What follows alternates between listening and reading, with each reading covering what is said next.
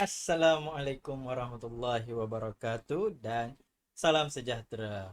Welcome back to channel Fazli Bio Sensei. Apa khabar semua?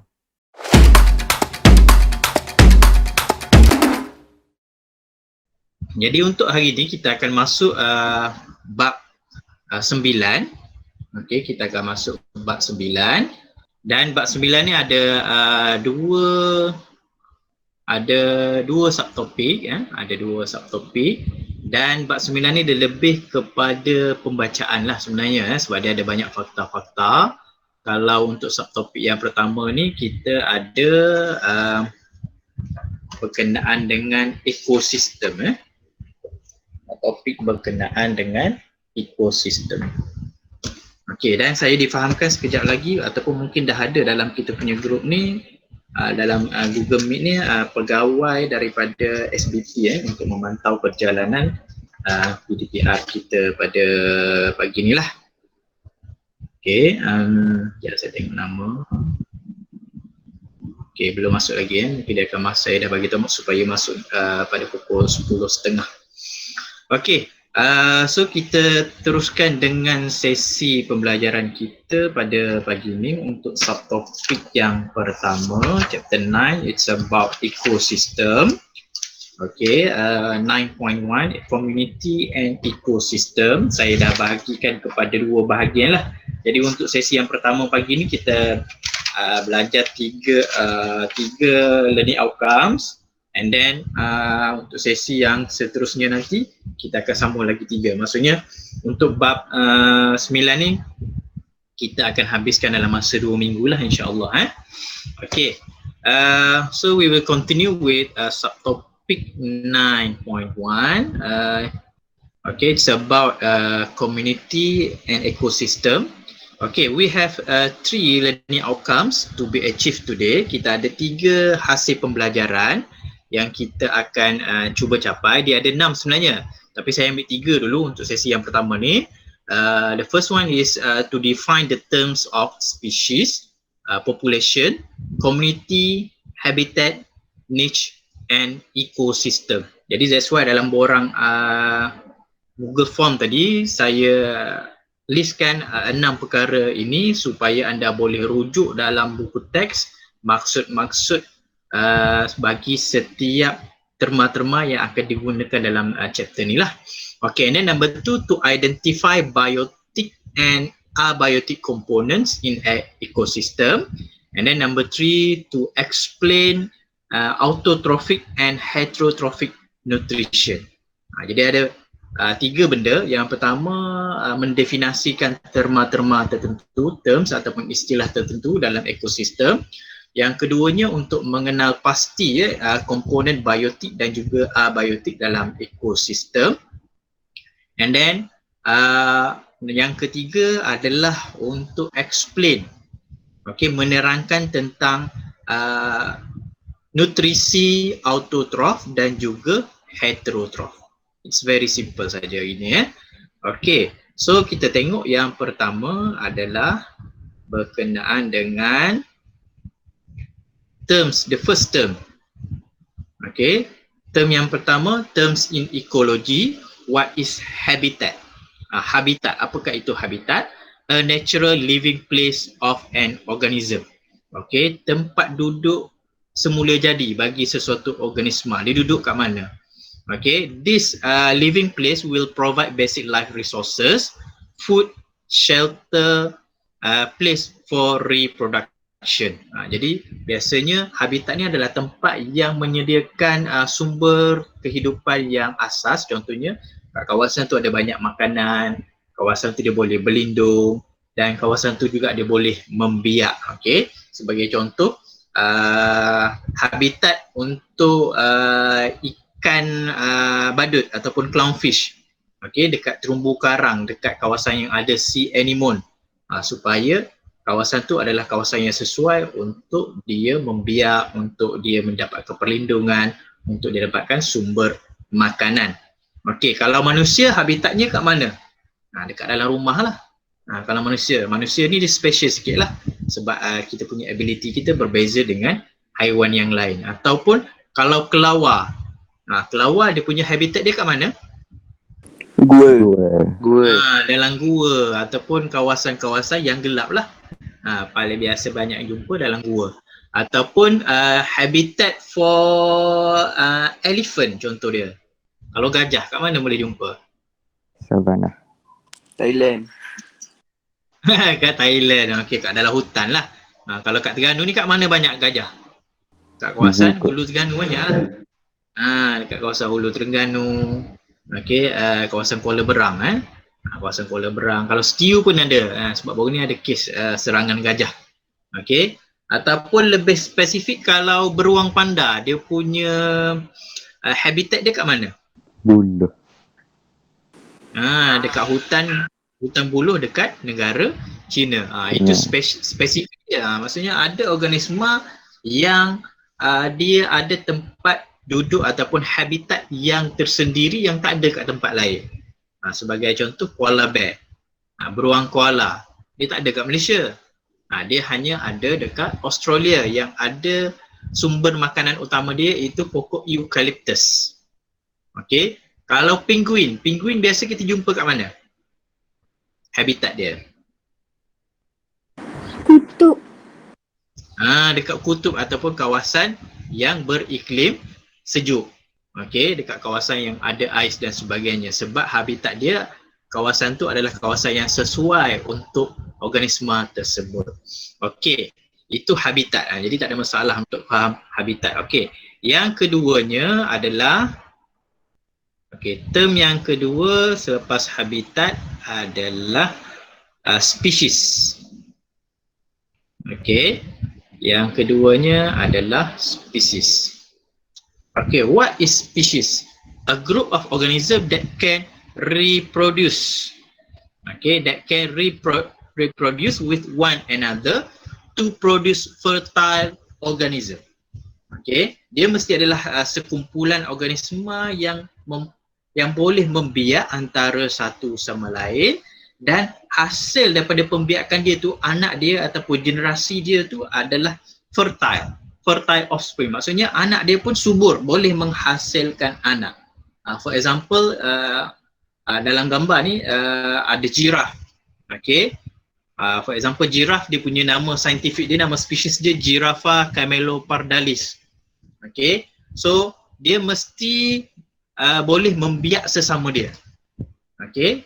Sesama Giraffa camelopardalis. Okay. Yang kedua, Elephas maximus. Sebab gajah ada macam-macam jenis gajah.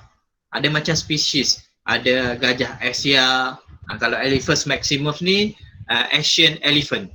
Gajah Asia. Ada gajah Afrika. Ada gajah pygmy macam dekat Sabah tu.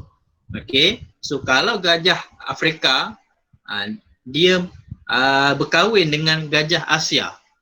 Okay. Dia masih lagi kumpulan gajah. Jadi kalau dia menghasilkan anak dia tidak akan membiak. Sebab apa? Sebab dia different species. Ada spesies yang berlainan.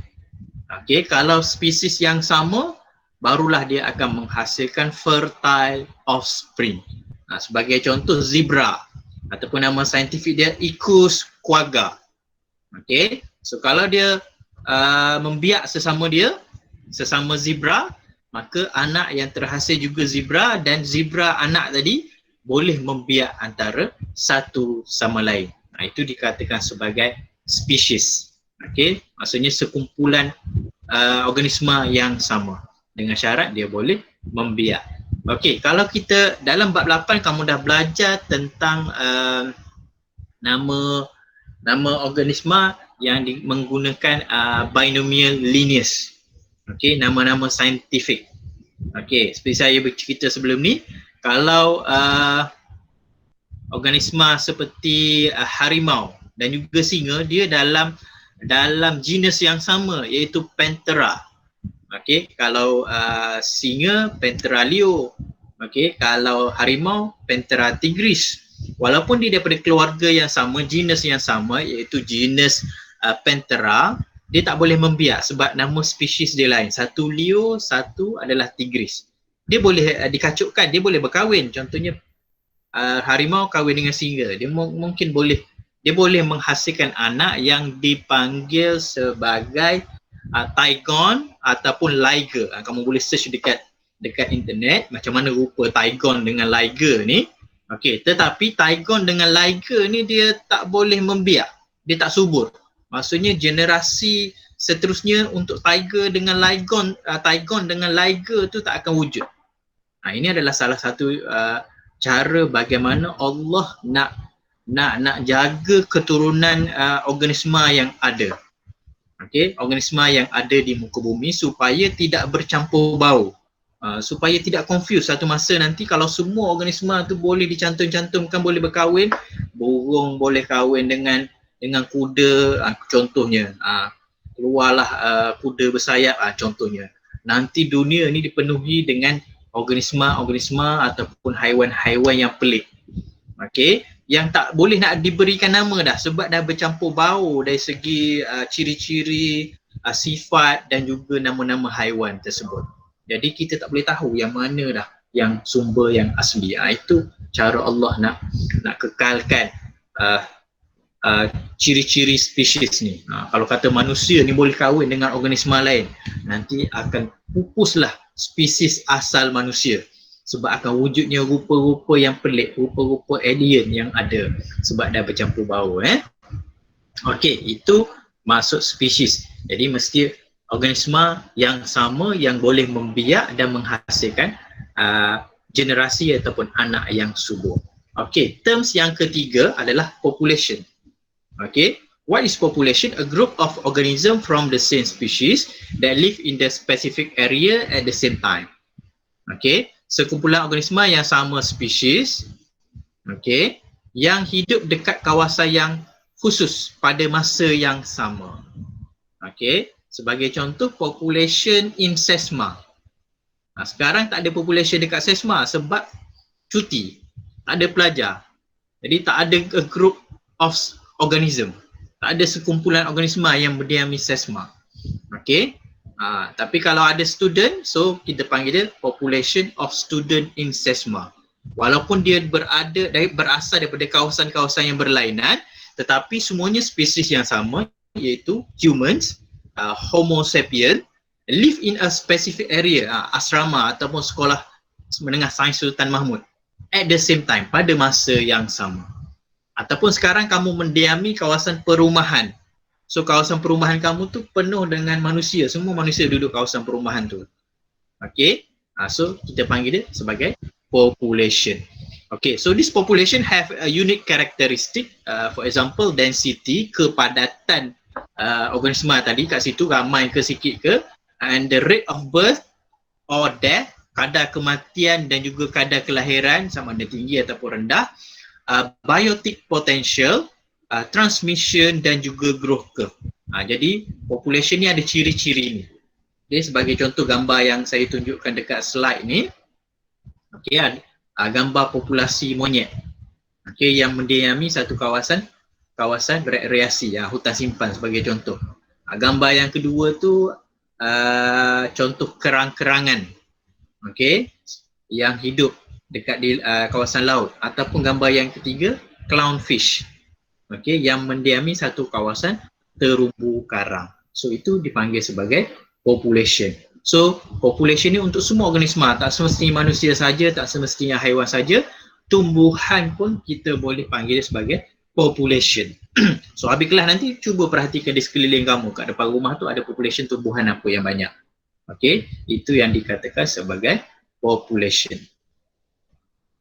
Okay, and then terms yang keempat, okay, terms yang keempat adalah community. Okay, terms yang keempat adalah community. All population from different species that live in the same habitat. Okay, populasi ya. Semua populasi yang terdiri daripada pelbagai spesies. Kalau community tadi spesies yang sama. Kalau manusia, populasi manusia. Kalau haiwan, populasi haiwan. Tetapi bila community, dia ada banyak populasi daripada spesies yang berlainan tetapi mendiami, live in the same habitat. Dia mendiami habitat yang sama. Okey, di mana Contoh dalam gambar ni yang saya tunjukkan adalah dekat padang savana. Dekat kawasan padang rumput dekat savana. Okey, dia ada populasi rhinoceros population, ada lion population, ada giraffe population, there are cheetah population, there are zebra population. Jadi kalau kita tengok dekat dalam TV, dekat kawasan contohnya Taman Negara Serengeti dekat Afrika. Okey. Bila tiba the Great Migration, kawasan tu dipenuhi dengan haiwan-haiwan yang akan berpindah. Jadi kawasan tu bila ada banyak organisma populasi daripada spesies yang berlainan, kita panggil dia sebagai community. Jadi ini adalah community. Kalau manusia, kita panggil community juga. Sebab apa? Sebab ada komuniti Melayu, sebab ada populasi Melayu, ada populasi Cina, ada populasi India, ada populasi kaum lain. Jadi itu kita panggil dia sebagai community. Ataupun kalau manusia dia ada populasi daripada taman A, populasi taman B, populasi taman D. So dia akan jadi community. Okey, itu kalau manusia. Tapi kalau haiwan, kita kira dari segi spesies yang berlainan.